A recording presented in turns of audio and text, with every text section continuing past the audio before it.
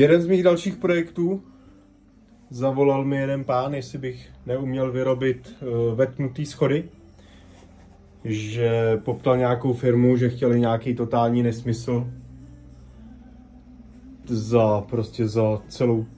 za celý ty schody, tak jestli bych mu takhle nesvařil takovejhle druh nášlapu.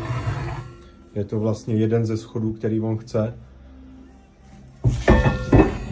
Tady jsou vlastně předvrtaný takovýmhle způsobem prostě na díry, vlastně šrouby, které se přivrtají do zdi.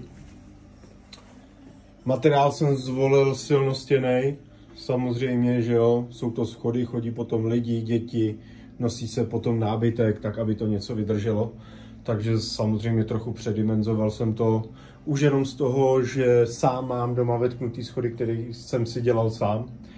A mně se líbí strašně takový ten pocit, když na ten schod můžeš dupnout a máš pocit pod sebou tvrdo, žádný pružení nebo něco, je to nepříjemný, lidi mají potom strach chodit. Takže vlastně jsem to udělal takhle. Potom v dalším videu vám ukážu ten finální výsledek. Máme nějaké fotky, vlastně jak to vypadalo, když se tam dalo tuto. A potom, když se zavolal truhlář a schody krásně obložil. Nádhera, prostě za mě úplně super. A byli jsme někde na nějaký poloviční ceně, než když ten vlastně můj zákazník, ten můj kamarád poptal firmu.